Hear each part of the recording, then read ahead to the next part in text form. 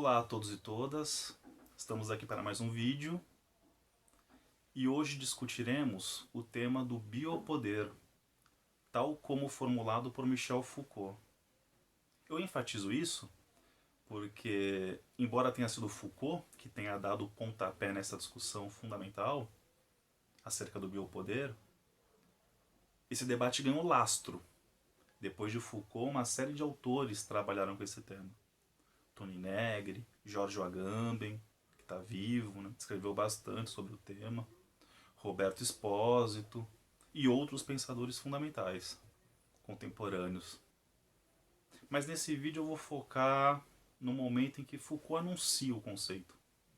E já antecipo que ele faz isso em duas ocasiões.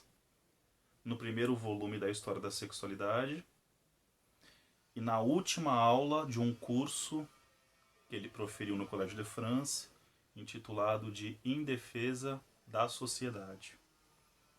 Essa aula é interessantíssima porque o Foucault vai anunciar o biopoder ao fazer uma genealogia da noção de guerra.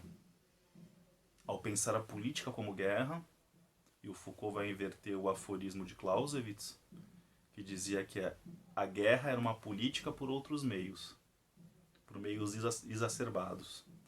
Foucault vai inverter, que vai dizer, não, a política que é uma guerra por outros meios. Política é a sublimação da guerra.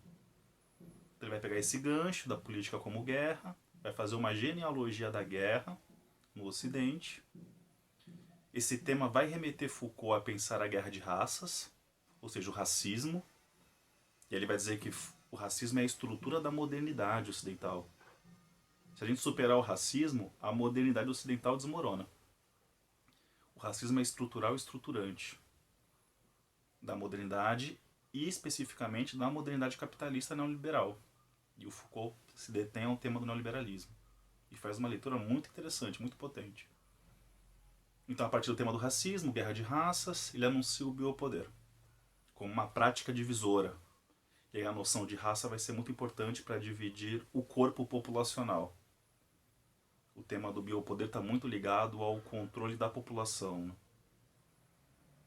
Esse é um percurso. E no primeiro volume da História da Sexualidade, Foucault vai anunciar o biopoder ao pensar, ao elaborar o dispositivo de sexualidade. São duas portas de entrada para o tema. Né?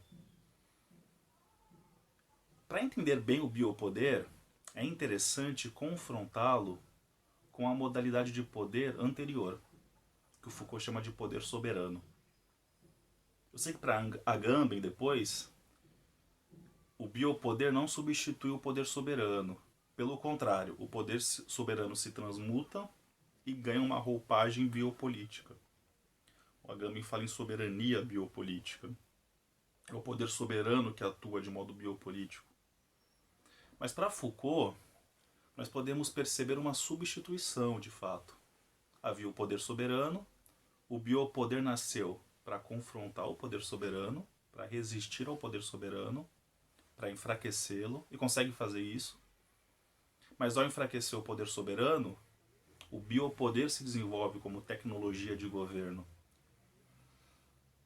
E aí há de fato alguma substituição. É claro que o Estado continua existindo, no contexto biopolítico, mas o biopoder independe do Estado, se dá pelas relações, e via mercado, inclusive. O Estado deixa de ser o centro, a origem das relações de poder. Isso é muito importante. Mas o que é o poder soberano? Né? Foucault definiu o poder soberano como um poder de fazer morrer ou deixar viver. Fazer morrer é um poder bélico ou deixar viver. O soberano mata ou permite que os súditos vivam. O poder soberano Foucault descreveu como um poder sobre o território. É importante lembrar que as nações europeias estavam sendo formadas historicamente. O poder soberano coincide com as monarquias absolutistas. As nações estavam sendo formadas, havia-se toda aquela discussão sobre os limites geográficos das nações, e dentro das nações, dentro dos espaços de terra, havia a figura do soberano. Era um poder não divisível, por isso que soberano. Ou seja, nada podia confrontar esse poder. Quando alguém ousasse confrontar o poder soberano, seja por um crime de caráter moral ou crime de parricídio, matar a figura do soberano ou tentar matar a figura do soberano, ou por rebelião política, enfim. Quando alguém ousava confrontar o poder soberano, era legítimo que esse soberano tirasse a vida do seu súdito. Por isso que é um poder de fazer morrer, ou deixar viver. Se for um corpo pouco revoltoso, um corpo dócil, eu permito que ele viva. Se ele ousar me confrontar, eu, poder soberano, vou e mato essa pessoa. Isso não era feito sorrateiramente, às escondidas. Esse era um modus operandi das relações de poder. Havia toda uma ritualização da morte. A pessoa era morta em praça pública, para servir de exemplo para o restante da população. E aí o súdito, que morria, né, que era morto, ele tinha direito a ver a família pela última vez, a fazer um último pedido, o soberano realizava esse pedido, mas havia toda uma ritualização da morte. Até porque o poder soberano está atrelado a uma cosmovisão cristã, de certo modo, a uma fundamentação teológica da política. O Foucault começa o Vigiar e Punir, falando sobre o corpo dos condenados, primeiro capítulo. Ele descreve uma cena bárbara, né? É poético aquele momento de Foucault. Ele descreve justamente uma ação de soberania, do poder soberano, uma morte em praça pública.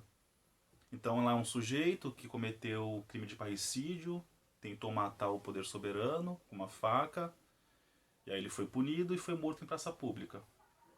E aí atenazaram correntes nas coxas, mamilos, barriga, batata da perna, e ligaram isso à tração animal.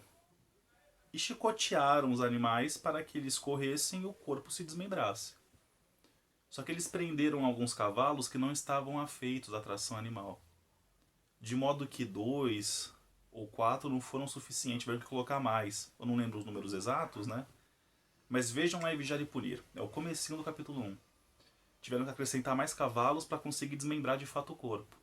E além disso, tinham que colocar piche, não podia nem restar partes físicas do corpo, tinha que queimar. Era uma cena bem bárbara, bem bárbara. Que depois o Aldous Huxley, não sei se depois, né, de Foucault, mas que o Aldous Huxley também trabalha com esse acontecimento. Porque isso aconteceu de fato. É um fato histórico que Foucault recupera. Um documento, né, podemos dizer.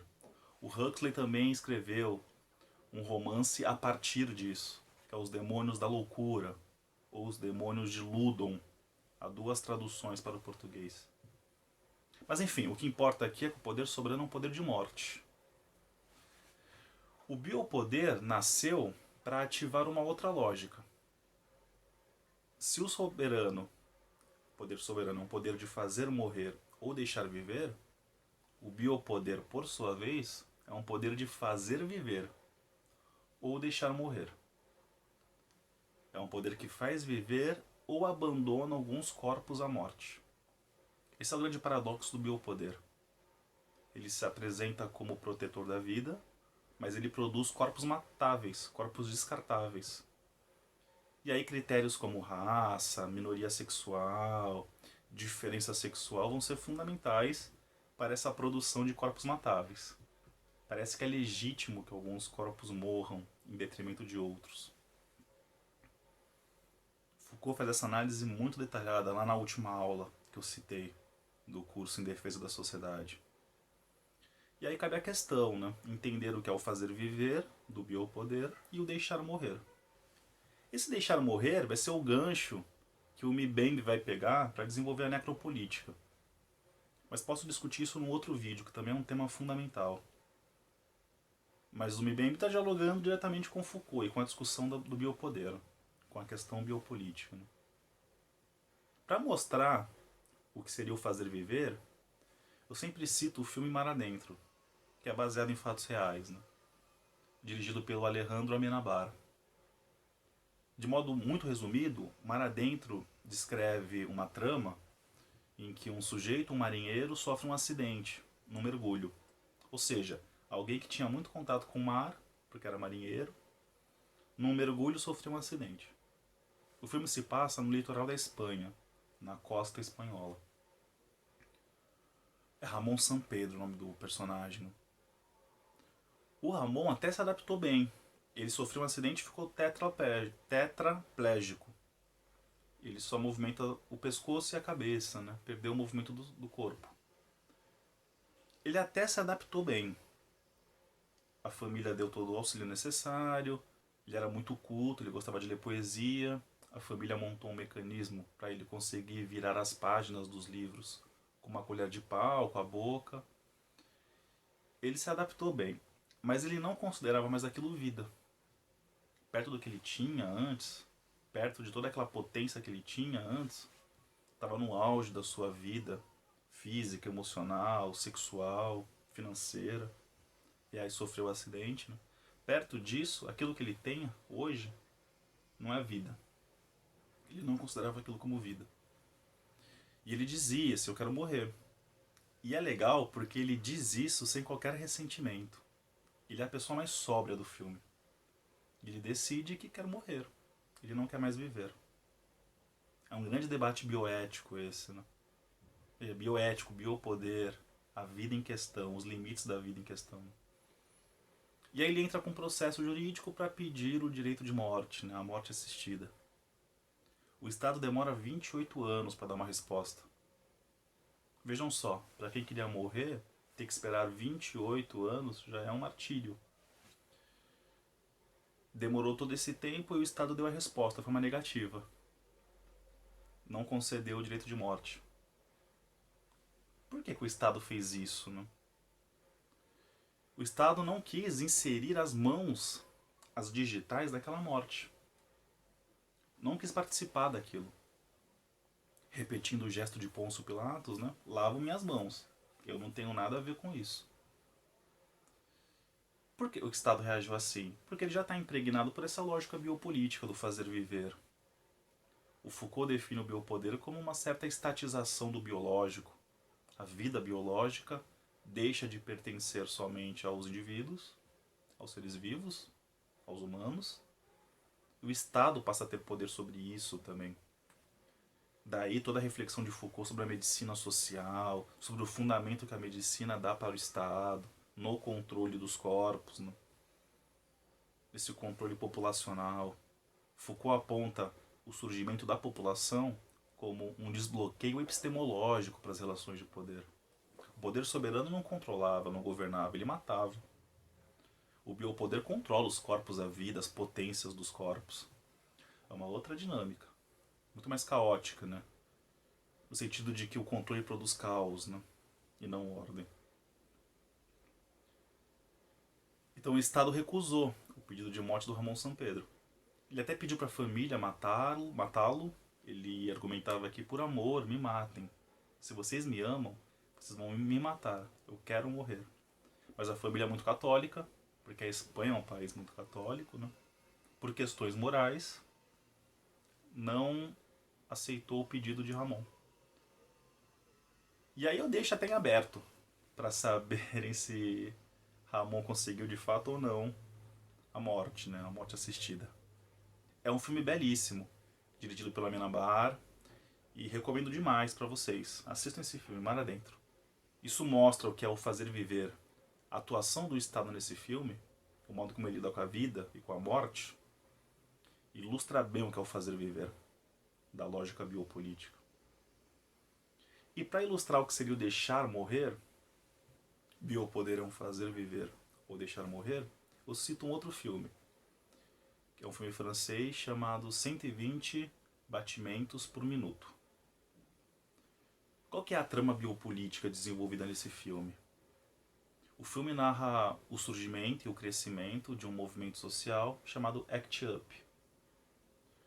Eu sei, recentemente estava lendo o livro do Paul Beatriz Preciado, o texto Junk, né? Publicado pela N-1, e eu vi que ele articula ali o ACT UP em alguns momentos, recupera algumas passagens. Me lembrei disso. Ó. Mas o filme narra o movimento, surgimento e crescimento do movimento social chamado ACT UP, que luta pelos direitos dos soropositivos, as pessoas com AIDS, né, HIV. E aí, lá no filme, tem uma empresa que consegue desenvolver uma fórmula para remediar a AIDS. Se passa ali nos anos 80, 90 na França. No auge ali do surto de HIV, né? Onde a população, em grande parte, foi tomada de surpresa por esse fenômeno.